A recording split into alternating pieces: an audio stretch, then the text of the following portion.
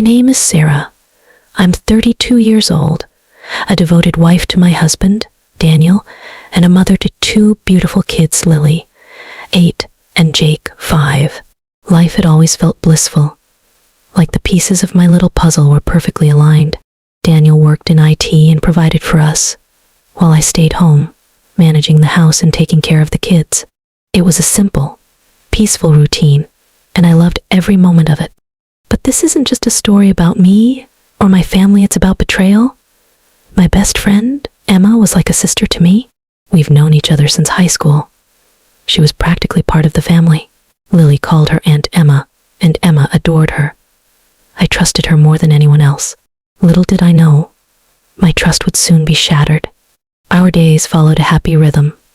Breakfasts were full of laughter, Daniel helping Jake with his cereal, and Emma often dropping by to chat over coffee while Lily ran around the living room. Emma was single, independent, and often joked about how lucky I was to have Daniel. You've got it all, Sarah, she'd say, smiling warmly. A great husband, adorable kids, a cozy home. I'd laugh it off, thinking how sweet she was. Life seemed perfect until I began noticing the cracks.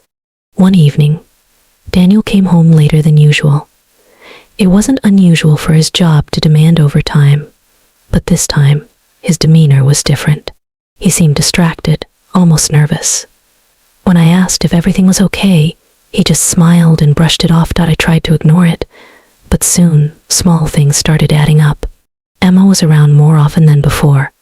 She'd stay longer, making excuses to help with dinner or play with the kids.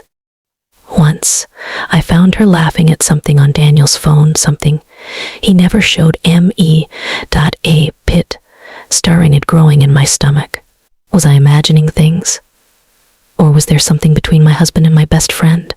I couldn't shake the feeling, so I decided to confront Emma one afternoon.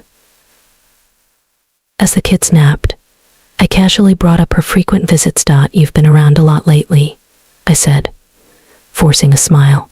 Not that I mind, but is everything okay? Her face flushed, and she quickly laughed it off. Of course. I just enjoy spending time with you guys. You know that. But her laugh felt hollow, and I couldn't ignore the unease in my chest. That night, I checked Daniel's phone while he was in the shower. My hands trembled as I scrolled through his messages. And then I saw a string of messages between Daniel and Emma. They weren't explicit, but they were intimate. The messages replayed in my mind. You always make me laugh. I feel like I can talk to you about anything. Wish I could see you tonight. My heart pounded. I felt like the ground beneath me had crumbled. I confronted Daniel that night. My voice shook as I showed him the messages. Care to explain this? I asked, holding up his phone. He froze, his face a mix of guilt and anger. It's not what you think, he said, his tone defensive. Then what is it, Daniel? Why are you texting her like this? He wouldn't meet my eyes. Instead, he accused me of overreacting, saying Emma was just a friend, and that I was being paranoid. But his deflection only deepened my suspicion. The tension in our home became unbearable. Daniel grew distant, and I couldn't bring myself to trust him. The kids sensed something was wrong. Lily stopped asking Daniel to read her bedtime stories, and Jake began acting out at school. Emma still came around, but her presence felt suffocating. She acted normal, too normal. Her cheerful demeanor only made me angrier. One evening, I caught her staring at Daniel when she thought no one was watching. It was a look that said everything she wouldn't admit. I tried talking to Daniel again, begging him to tell me the truth. If there's something going on, just tell me, I pleaded. We can fix it, but I need to know. He exploded. I've told you there's nothing going on. You're imagining things, Sarah. His denial was like a slap in the face. I felt trapped financially, emotionally, and as a mother. I couldn't just leave. Where would I go? How would I explain this to the kids? Late at night, as the house slept, I sat in the dark, tears streaming down my face. How did it come to this? I whispered to myself. I thought about leaving, but the thought of breaking my children's home tore me apart. At the same time, staying felt like drowning in slow motion. The breaking point came one Friday night. Daniel didn't come home. He didn't call, didn't text. I stayed up all night, waiting, heart pounding every time I heard a car pass by.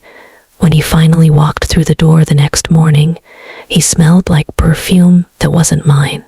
I didn't say a word. I couldn't. And here I am now, sharing my story with you, Dot. If you've ever felt trapped, confused, or betrayed, you're not alone. Please, if this story touched you, subscribe, and share it with others. Maybe someone out there needs to hear this, to know they're not the only one struggling.